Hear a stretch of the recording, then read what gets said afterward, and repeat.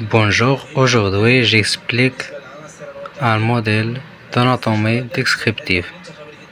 Donc premièrement, on va voir la définition de l'anatomie descriptive. L'anatomie descriptive, elle représente chaque partie du corps, os, muscles, organes, nerfs, vaisseaux, etc. de manière systématique et précise.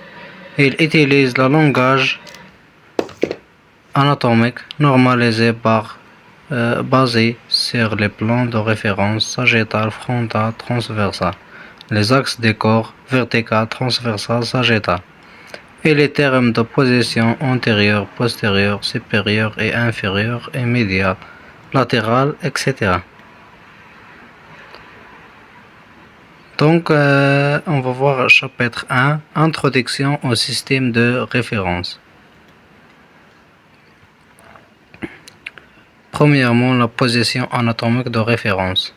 Le corps est en position debout, les pieds sont joints, les bras sont placés le long du corps, la tête est droite et orientée vers l'avant, le regard est dirigé horizontalement. On va voir une image de la position anatomique. C'est une image qui représente la position anatomique.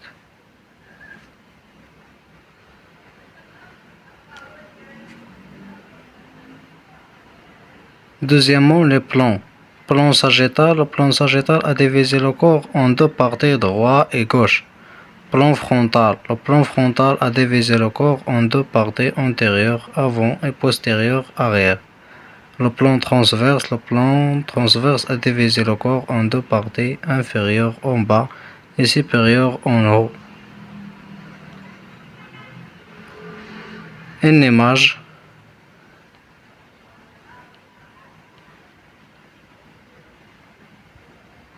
Les mouvements, le plan sagittal, flexion, réduction de l'angle entre deux segments du corps, extension, augmentation de l'angle entre deux segments du corps. Le plan frontal, abduction, éloigner une partie du corps vers la ligne médiane. Adduction, rapproche une partie du corps vers la ligne médiane. Et le plan transverse, le mouvement c'est la rotation.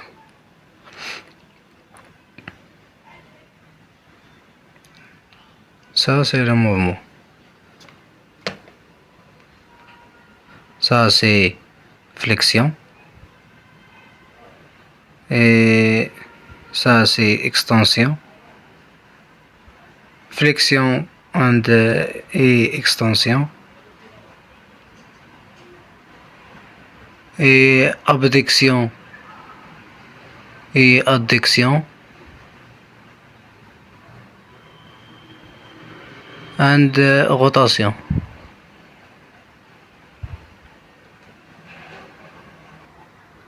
Donc, on passe sur les axes.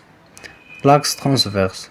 L'axe transverse a traversé le corps en deux parties, gauche et droite. L'axe longitudinal. L'axe longitudinal a traversé le corps en deux parties, supérieure et inférieure. L'axe antéro-postérieur. L'axe antéro-postérieur a traversé le corps en deux parties, antérieure et postérieure. Et une image.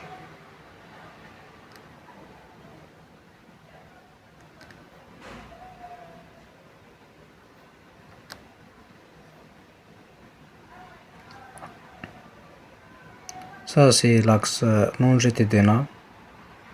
Et ça, l'axe transversal. Et ça, l'axe antéro-postérieur.